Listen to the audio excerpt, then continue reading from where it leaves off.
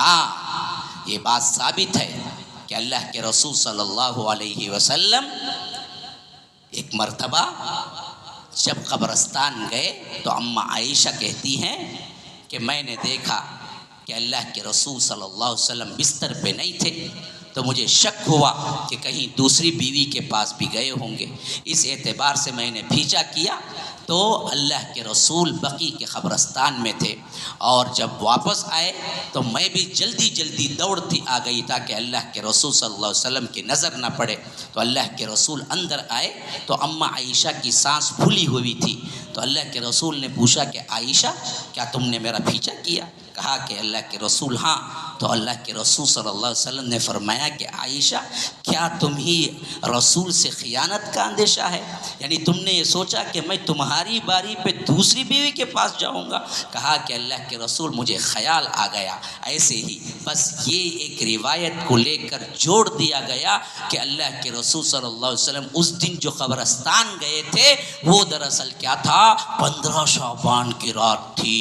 اور دوسری روایتیں جھوٹی طور پر ترمذی وغیرہ میں ہے جو کہ جوڑ دیا گیا ہے، علماء کہتے ہیں کہ موضوع اور منقطع روایتیں ہیں۔ اس میں کیا بات ڈال دی گئی، اس دن جو کوئی فرمایا کہ عائشہ میں اس واسطے قبرستان گیا کہ اس رات اگر کوئی آتا ہے قبرستان پھر اس کے بعد اتنی رکعت نماز پڑھتا ہے تو اللہ تبارک و تعالی اسے جہنم سے آزاد کرتا ہے، فلاں ہے فلاں ہے، اس طرح کی ضعیف تر روایتوں کو لا کے شامل کر دیا۔ حالانکہ بخاری کے اندر صحیح تر روایت صرف اتنی ہی ہے کہ اللہ کے رسول صلی اللہ علیہ وسلم قبرستان گئے اور اماں عائشہ نے خیال کیا کہ کہیں دوسری جگہ گئے ہوں گے، واپس آئے تو اماں عائشہ کی سانس پھولی ہوئی تھی۔ اللہ کے رسول نے پوچھا تو اماں عائشہ نے کہا اللہ کے رسول صلی اللہ علیہ وسلم نے بتایا کہ بات ایسی نہیں تھی، بس بات اتنی تھی کہ میرے پاس جبرائیل آئے اور تمہیں آواز نہ پہنچے ایسے میں اشارہ کیا اور میں بھی اشارہ کیا،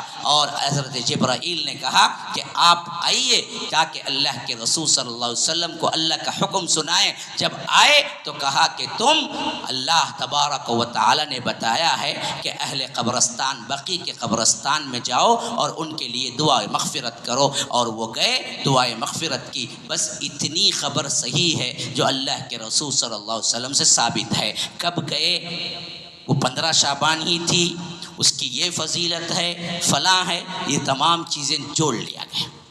اتنی بات ہے کہ گئے تھے، اور وہ منانے کے اعتبار سے نہیں تھا بلکہ اللہ کے رسول کبھی بھی جاتے تھے، کئی اوقات گئے ہیں، اور جب بھی گئے ہیں جب دعائے مغفرت کے لیے گئے ہیں تم بھی جاؤ کبھی بھی۔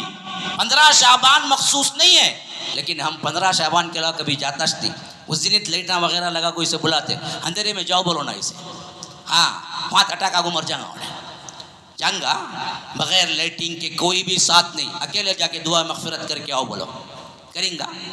جانا اکیلے اس طرح گئے تو پھر کیا ہے، دل کے اندر کیا ہوگا، خشیت طاری ہوگی، ارے کتنے بڑے بڑے لوگ تھے، کیسے کیسے لوگ ہیں، سب مر گئے گھپ گئے۔ آج کوئی پوچھنے والا نہیں ہے، میری بھی یہی حالت ہوگی۔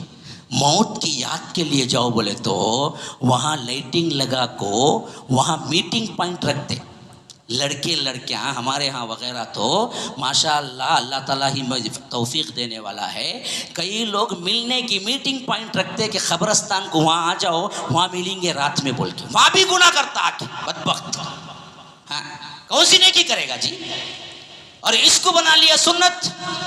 یاد رکھیے یہ چیز کے علاوہ کوئی چیز ثابت نہیں۔ السلام علیکم ورحمۃ اللہ وبرکاتہ۔ آپ سب کو معلوم ہے، جہاں تک مجھے یاد پڑتا ہے 20 رمضان المبارک 2022 میں اللہ کے فضل و کرم سے اس مسجد کا افتتاح ہوا، اور افتتاحی مجالس میں ہم نے دیکھا کہ شروع میں 2-3 صف بھی پورے نہیں ہوتے تھے عام نمازوں میں، لیکن بہت جلد یہاں کے ایکٹیویٹیز جو ہم نے بڑھائے، تحفیظ کا مدرسہ کھولا، اور یہاں پر باقاعدہ طور پر رہ کر اقامتی مدرسہ بھی کھولا، تو اللہ کے فضل و کرم سے 3 فلور ہونے کے باوجود ہمارے ایکٹیویٹیز کے لیے یہ مسجد تنگ دامانی کا شکوہ کرتی نظر آئی، ہمارے لیے تنگ ہو گئی زمین زمین، اور عیدین میں تو یہ مسئلہ بھی ہوا کہ کئی لوگ ریٹرن گئے۔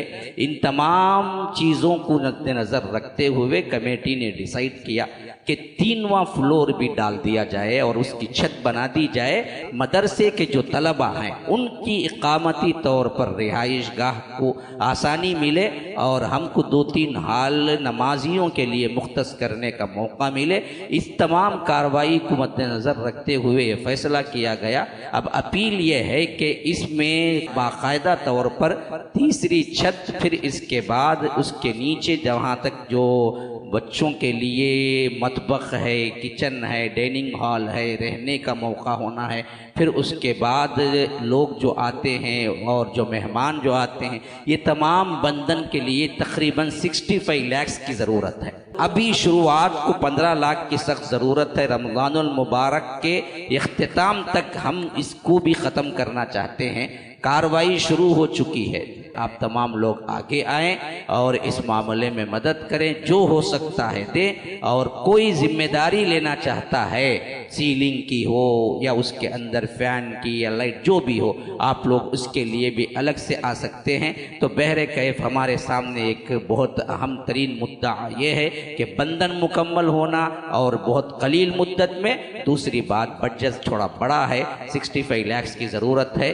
تو انشاءاللہ جیسے پہلے آپ لوگ آگے آئے ویسے ہی آگے آئے تاکہ ہماری یہ مسجد کے اندر ایکٹیویٹیز اور زیادہ ہوں۔ انشاءاللہ عالمیت کے کورس کے لیے بھی ہم سوچ رہے ہیں، اگر بڑی جگہ مل جائے گی تو وہ چیز بھی ہم شروع کریں گے۔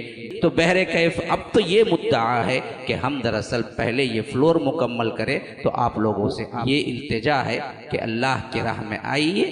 جہاں نئی مسجد کے لیے یہ بات آئی ہے، من بنا للہ مسجدن بن اللہ لہ بیتن فی الجنہ، ویسے ہی یاد رکھیے مسجد کی بندن کے لیے بھی یہ بات ثابت ہے کہ اللہ تعالیٰ اس کے لیے بھی جنت میں ایک گھر بناتا ہے۔ اللہ تبارک و تعالی ہمیں اس پر عمل کرنے والا بنائے۔ فجزاکم اللہ احسن الجزا، والسلام علیکم ورحمۃ اللہ وبرکاتہ۔